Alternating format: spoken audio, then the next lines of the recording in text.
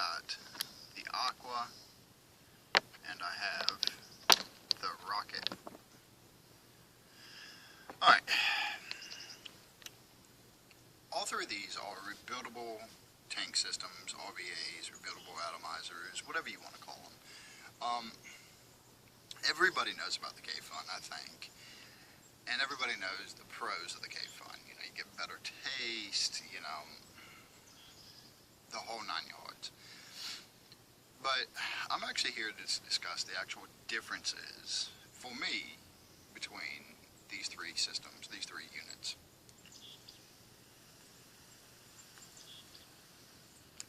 Now remember, everybody's vaping habits are different. So what I find, and what my personal opinion is, might not match with yours. And if it doesn't match with yours, it's no big deal. It's just, you know, this is just my opinion. You know, everything is subjective at this stage in the game, especially when it comes to vaping.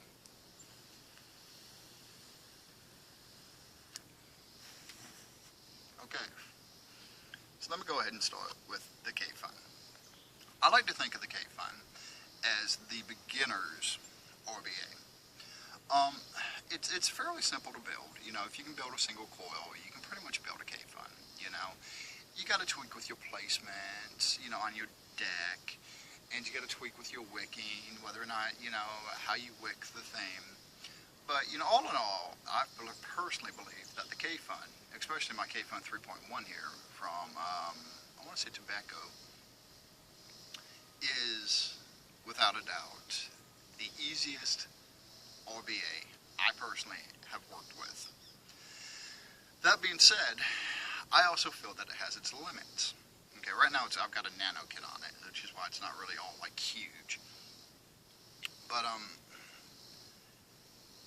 my problem with the Kayfun 3.1, at least this one, okay, now it could be different with other ones, but with this particular Kayfun 3.1, my problem is that I really can't go more than, say, 15 watts without it getting a burnt taste. I don't know if it's my build. I don't know if it's the Kayfun. I don't know what the deal is. Right now it's got like a 1.2 ohm build in it. And I can vape comfortably up to 15 watts. Above 15 watts, I start getting a burnt taste as I'm like frying the insulators. So, I know that some people have upgraded their insulators, but, you know, I haven't done that. I'm not going to do it to the Kayfun 3.1.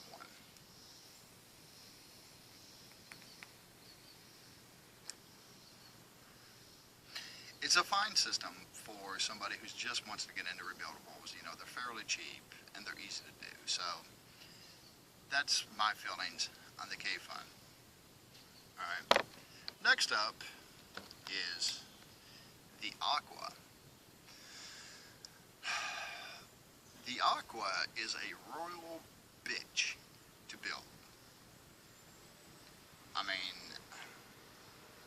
it's a royal bitch to take apart. It's a royal pain in the ass. I mean, you gotta take off the drip tip, and then you gotta unscrew this cap and hope that this cap doesn't unscrew your center chimney. And it's just a pain in the ass to do. But the advantages of the Aqua is that you can run a dual coil. Me personally, I find that if I run a sleeper coil, it works better than trying to put two individual coils in there. My Aqua will take all the way up to 30 watts, which is as much as my box will take it. This is not a Hannah's clone. This is an H-Cigar DNA 30, by the way, just in case anybody's wondering. It's a great, great device.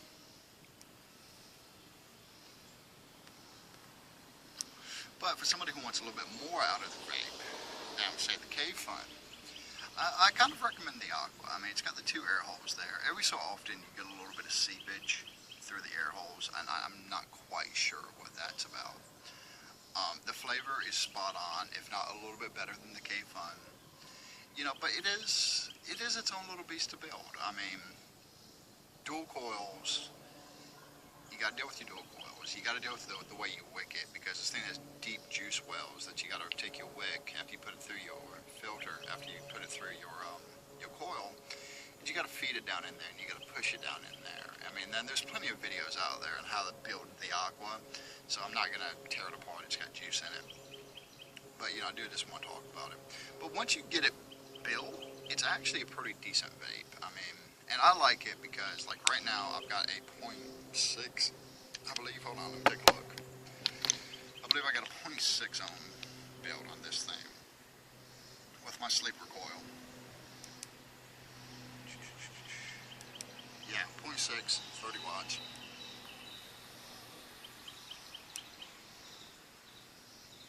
Spot on. The main problem I have at 30 watts with any device, any of these things really, is making sure that the juice can keep up with the wicking, with your hitting. I get less dry hits off of the Aqua than I do any of my other builds. But right now I'm running a max VG juice, so it's very thick, and it has issues at 30 watts. It's really happy at about 20 to 25, I've discovered. But if you've got a thinner juice and you can run it, and you have the correct wicking material, you know, then you can probably do it all day long without a problem.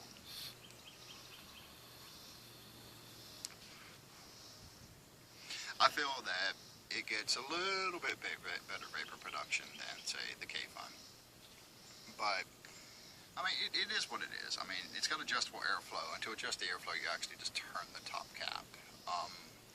One thing I will say is when you fill it from the top, and when you do it, you go ahead and you screw it all the way down and close off your air holes, and then fill it. It is a slim and sleek thing. I think, what is like the Origin has the same design, so I think this was actually designed to go with the Origin, but I like how it looks on my box, you know, personally. And this is what I'm running all the time. Okay. I would say if you're a more advanced builder, the Aqua would be right up your alley. But that's just me. Last, we have the Rocket. Now, the Rocket out of the box is a little bit, it sucks a little bit. You know, the version 2, like I have, you know, they fixed a lot of the problems with the version 1, you know, like with air holes and stuff like that. You know, so I've cut open my air control, so, you know, it gets a lot airier of a vape.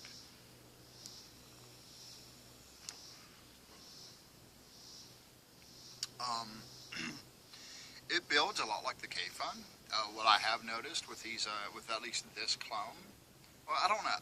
You see, I don't know if the Rocket's a clone. I don't know if this is a clone. I don't know if the Rocket's its own thing. But with this Rocket, what I've discovered is that my screws are teeny tiny. And as such, it can be a challenge to build on. But it builds just like the Kayfun. It wicks just like the Kayfun. And unlike the Kayfun, 30 watts, this has a, gosh, a 0.2 ohm build in it.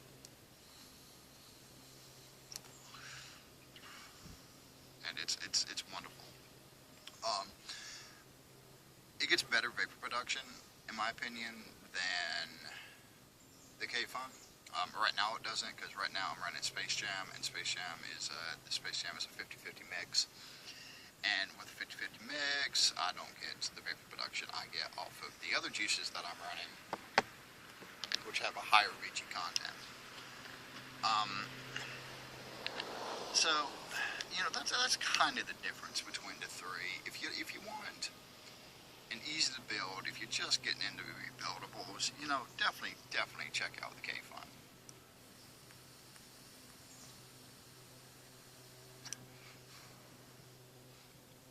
You know, if you got the Kayfun and you're looking for an upgrade and you want to run dual coils, then I would definitely recommend either the Aqua or the Rocket V2. I mean, they can both be had for about, you know, any of these can be had for about 20, 25 bucks, depending on where you go. So, I mean, price-wise, they're all up in the same thing. It's really just what you want out of your vape. You know, if you're somebody like me who vapes at high watts, you know, then probably the Aqua or the Rocket is going to be more your style, because I have noticed myself, you know, little modification, that I don't burn the insulators. in it. At that point in time, it's just a matter of my juice being able to keep up with the wicking. And, you know, apparently, from Phil Persaldo's video, the, Japanese cotton is the best for wicking, apparently. I don't know. I'm a cellulose cotton type of person, so it's whatever works for you. But yeah, that's pretty much it. I mean, I don't really know if it's going to be very helpful to people, but I just really wanted to address the differences between, you know, the three. And on the surface, yeah, they look a little bit different. You know, the Aqua, not the Aqua, but the Rocket and the Kayfun, you know, build-wise are pretty much identical, you know, with the exception of screw size.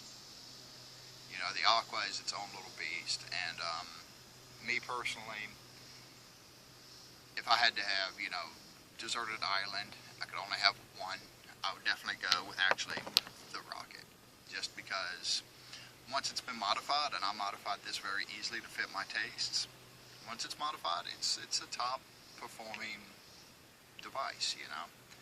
Sub-ohm vaping, not a problem, you know.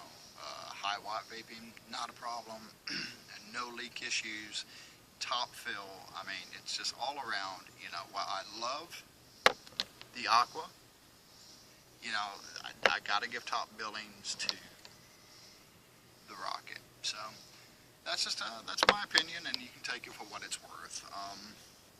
Other than that, I guess Monday I'll do my my blog, and then maybe I'll get some vape mail tonight. You know, maybe I'll talk about the box mob a little bit. Yeah, I'm getting ready to do another giveaway, so you know, I'll probably address all that stuff Monday. So. Other than that, I don't have a whole lot to say. Everybody have a good weekend. If you have a Vaporpalooza, you know, have fun. If you have any of the big vaping conventions this weekend, y'all have fun.